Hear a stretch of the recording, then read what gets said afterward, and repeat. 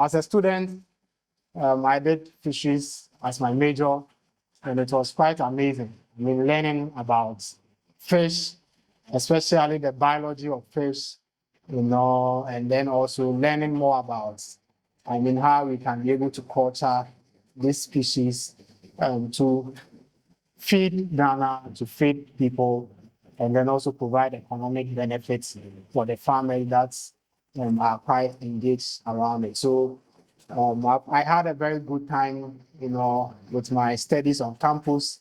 And during my teaching assistantship, that was like a turning point of my career.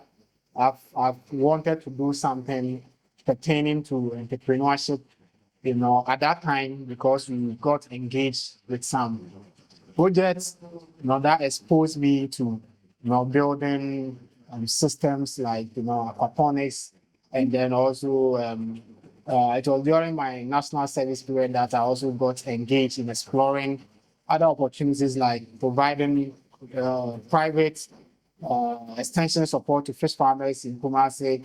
At those times, myself and a colleague would go to fish farms, to help them, do management practices like, the putting their net on their pond, lining their pond, stocking for them, and then also even helping them with their pond construction. So that helped me to be able to get a lot of the currents or the challenges that they were facing on their farms, at that particular time. And the experience, that I had during my studies also shaped my thinking. My skills and expertise in providing right information for these farmers to be able to optimize their farm operations. Around 2022, myself, I had an opportunity to join a program called the Cosmos Innovation Agritech Challenge, organized by Cosmos Innovation Center. And that program actually brought together a lot of young people that were so poised to finding solutions to some of the pressing challenges in the aquaculture space. So it was then I met my other two co-founders, Gabriel and Priscilla, where we decided to research more in some of the challenges that we face in the aquaculture space. And because, I had a background in the space, I was able to lead the team in identifying some of these challenges, to build a solution to address.